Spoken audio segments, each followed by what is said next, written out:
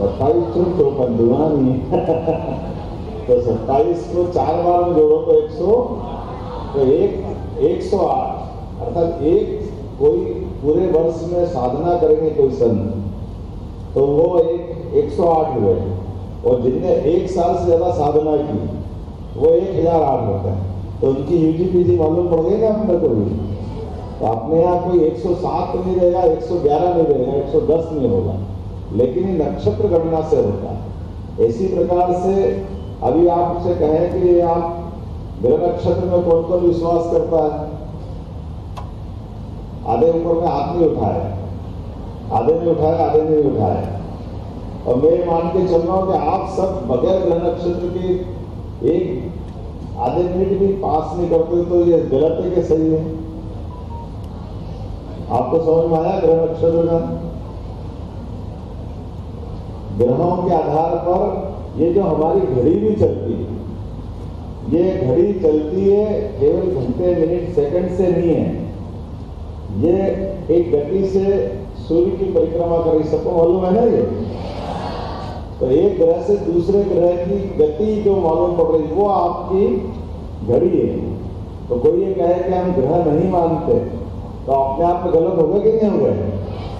तो हो गए तो ताली वाली तो बजा, मजे नहीं आए बात करना।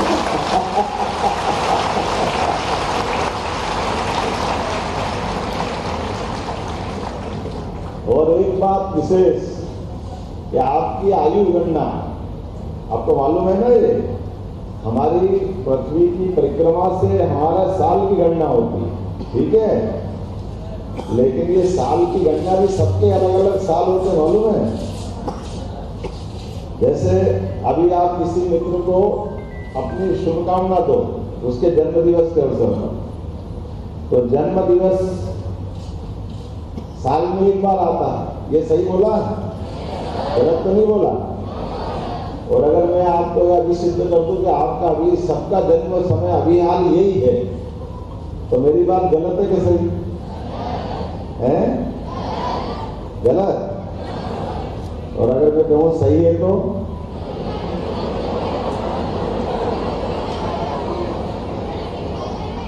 गलत है? कौन कौन कह गलत है? आप खड़े करो।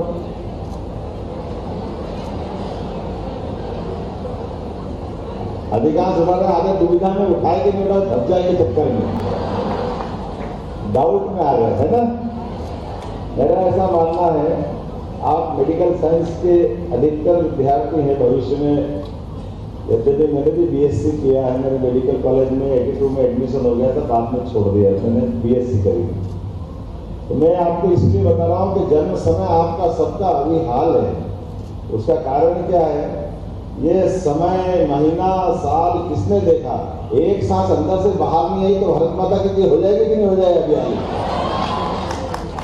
तो अपनी प्रत्येक सांस की गिनती है, तो प्रत्येक सांस की गिनती, तो जन्म कितनी बार हो रहा है? तो हुआ कि नहीं हुआ? तो अब आपका मैंने गलत बोला कि सही बोला, बताओ जरा।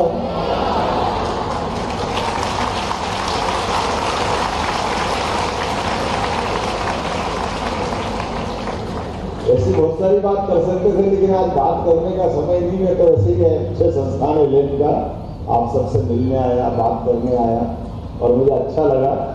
मेरे को भी थोड़ा सा आपसे मिलते हुए एकदम अपने आप में भी, मैं उस दौर में पहुंचा जहाँ मैं सालों पीछे छोड़ आया था। लेकिन ये बात भी सही है कि जब मैं किसी कोचिंग इंस्टीट्यूट पे बात कर रहा हूँ, तो आप यहाँ से जाकर के कोई दूसरे मुकाम अलग अलग चाह रहे होंगे। कोई मेडिकल के क्षेत्र में जा रहा होगा, कोई जेईई मेंस दे रहा होगा, ऐसे ही है ना, इंजीनियरिंग में जाना चाहता है, और कोई कारण से नहीं भी जा रहा होगा, रास्ते में रह रहा होगा, अगली बार देगा और अगली बार देगा, तो मन निराशा से भर जाता होगा, ऐसा है ना? तो आप एक काम करा करो, कभी ऐसा मौका आए तो आप राजनेताओं की तरफ देख लिया।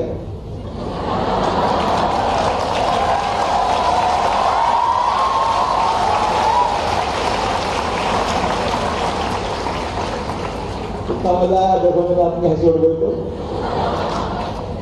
एक बार फिर आनंद से ताली बजाओ, मैं असली बात बताता हूं।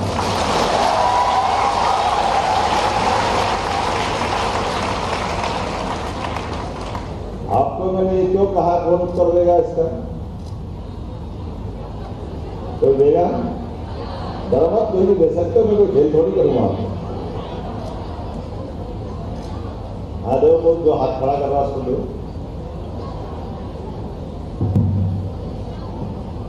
माननीय सीएम साहब को मेरा बहुत बहुत प्रणाम और जय श्री महाकाल। जय श्री महाकाल। सर, जैसे कि आपने बोला कि बार बार यदि हम हार रहे हैं या किसी कारणवश पीछे रह रहे हैं तो राजनेताओं से सीखना चाहिए। उसका मैं उत्तर देना चाहता हूँ कि राजनेताओं में यही होता है, कई चुनावों में हार जाते हैं, लेकिन ऐसा तो है नहीं कि वो अगला चुनाव नहीं लड़ते हैं, वो बार बार प्रयास करते हैं। हर विद्यार्थी को जीवन में सीखना चाहिए कि एक नाकामी मिलने से आपके जीवन डिसाइड नहीं करेगा। वो एक नाकामी आपको उस पद के लिए बार बार मेहनत और अच्छे से करनी चाहिए। जैसे एक राजनेता अपना वोट बैंक बढ़ाने के लिए कई सारी नई योजनाएं लाता है, बहुत कुछ करता है, ऐसे भाषण देने लग गए यार। मेरे बारे में शुभकामना देता हूँ भाई। बहुत अच्छा, जोरदार ताली बजाओ हमारे भाई के लिए।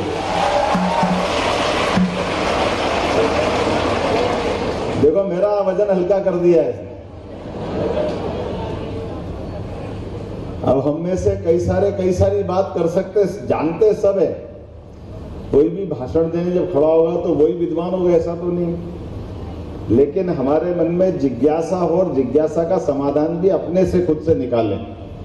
आज जब मैं इस कोचिंग संस्थान में अपनी बात करने आया हूँ, आपसे मिलने आया हूँ, तो मुझे इस बात के लिए सबसे पहले कहने का इसीलिए कारण विषय निकाला कि हमारे मन में आता होगा कि हम परीक्षा दे रहे हैं और परीक्षा देने के कारण से हमको पास होके डॉक्टर ही बनना, इंजीनियर ही बनना है, और नहीं बन पाए तो निराशा के दौर में पहुंचते हैं। तो निराश होने की जरूरत नहीं। निराश किस बात की? ये जितने राजनेता हैं, हमारे बहुत बड़ा नाम है स्वर्गीय भारत रत्न अटल बिहारी वाजपेयी जी का। जोरदार ताली बजाओ अटल बिहारी वाजपेयी जी का। आप लोगों ने तो उनको शायद उस रूप में नहीं देखा है, लेकिन उनका अगर आप अपना गूगल को खोलोगे, बाकी भी ध्यान दोगे, अटल जी एक ऐसे व्यक्तित्व थे, पूरा देश उनके पीछे एक तरह से दीवानों की तरह भाग। और अभी आपने नरेंद्र मोदी जी के लिए जोरदार ताली बजाए।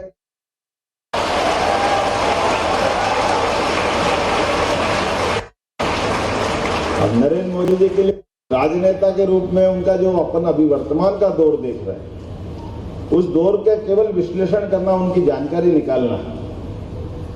51 साल तक कोई चुनाव लड़े ही नहीं, कभी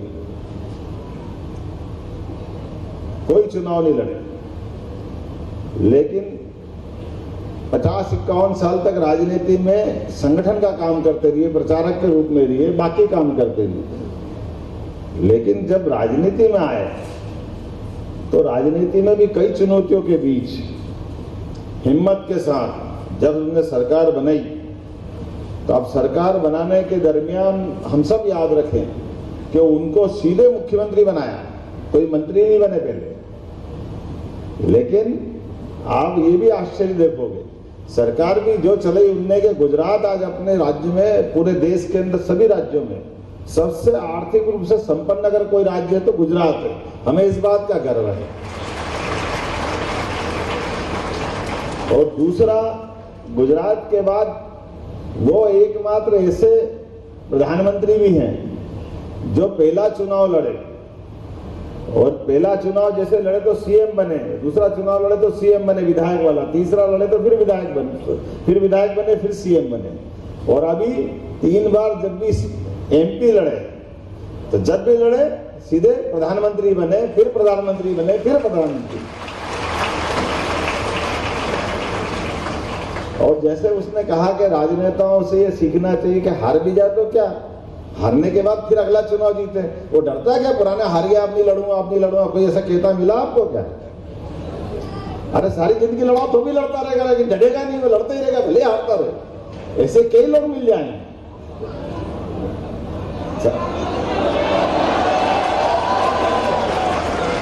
मैं समझ नहीं पाया तुमने काहे के लिए आवाज लगाई। लेकिन मैं आपको इसलिए नहीं कह रहा हूं कि आप हमेशा हारते रहो। मेरा ये कहना कि अंदर की हमारी इच्छा शक्ति जब मजबूत होती है तो हमारे द्वारा ऐसे सभी चुनौती के काम, मैं मेरे जिंदगी के 2-3 छोटे-छोटे उदाहरण देके बात खत्म करूंगा, ज्यादा लंबे नहीं है। मैं फर्स्ट ईयर में साइंस कॉलेज में जॉइंट सेक्रेटरी का चुनाव लड़ा, हायर सेकेंडरी के बाद। उस समय पीएमटी होती थी। मैं जॉइंट सेक्रेटरी बन गया 16 साल की उम्र में साइंस कॉलेज में। पहले 10-20 साल तक परिषद जीती नहीं थी, हमारे आने के बाद जीत गई। तो अब हमने कहा, जैसे ही हमने पीएमटी सिलेक्शन और इंदौर मेडिकल कॉलेज में एडमिशन ले लिया। तो हमारे यहाँ के लोग बोले कि रे तुम कहाँ जा रहे हो यहाँ से? मैंने क्यों, मैं तो वहाँ जा रहा हूँ डॉक्टर बनने। बोले डॉक्टर बनोगे लेकिन वहाँ चुनाव नहीं होते हैं, यहाँ वो चुनाव लड़ो, बीएससी में अपन सेकेंडरी प्रेसिडेंट बनाएंगे। हमारे यहाँ तो लगातार परिषद को चुनाव लड़ना है, तुम कहाँ जा रहे हो चक्कर में। और मैं भी ऐसा भोला था कि डॉक्टरी छोड़ के चुनाव लड़ने आ गए, चलो इधर चलते हैं अपन। तो मैं चुनाव लड़ा, सेकेंड ईयर में प्रेसिडेंट बना, यूनिवर्सिटी प्रेसिडेंट बना, वो अपनी जगह। लेकिन मैं इसलिए ये बात कह रहा हूं कि जीवन के जिस भी मार्ग से चलो वहां सफलता आपका इंतजार कर रही है, इसमें कोई शंका नहीं है। ये विश्वास हमको रखना चाहिए।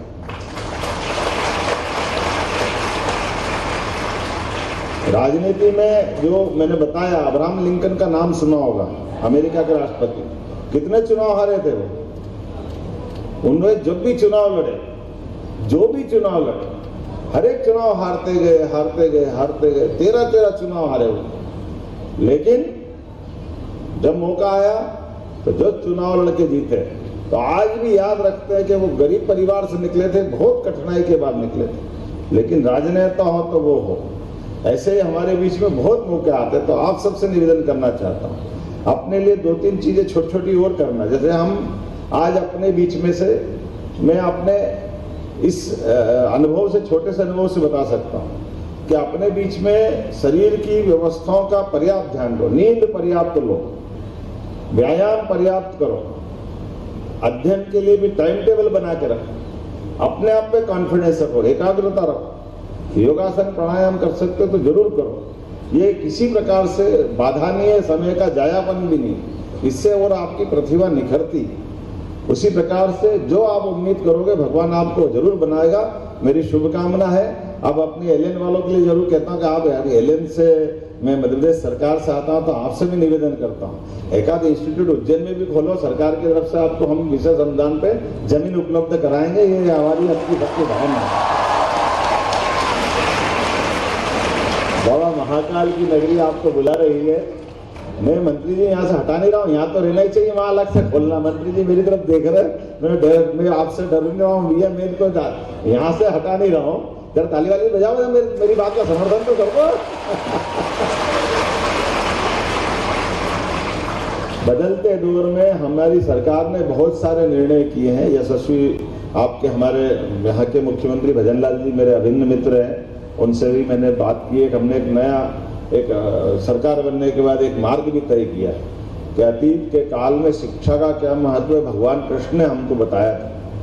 भगवान कृष्ण ने कंस को मार दिया, लेकिन सत्ता के बजाय शिक्षा की महत्ता स्थापित की। और दुनिया का वो एकमात्र उदाहरण ऐसा है, जब कंस को मारे जाने के बाद सत्ताधीश थे कंस, चाहते तो भगवान कृष्ण बैठते, लेकिन उन्होंने उनके पिता उग्रसेन को राजगद्दी दिलाई और वो पढ़ने आए। और पढ़ने आए तो उनको याद रखने का भी ये रिकॉर्ड ऐसा अद्भुत बना है कि वो जितने दिन उज्जैन में रहे, एक पाठी थे, इतने कुशाग्र थे कि उनके उस अध्ययन काल में जो जो उनको सिखाया, समझाया, 64 कला, 14 विद्या, वो सारी चीजों में निष्णात हो गए। और उम्र के उस दौर में लोग तो कहते, जो जानते हैं, कि भगवान कृष्ण की आयु 129 साल के आसपास रही है। और जब महाभारत का युद्ध हुआ तो ऐसा बताते कई लोग, वो सही हो सकता, गलत हो सकता, मैं इतना जानकार तो नहीं हूँ, लेकिन जैसा सुना कि उस समय 93 ईयर्स के थे।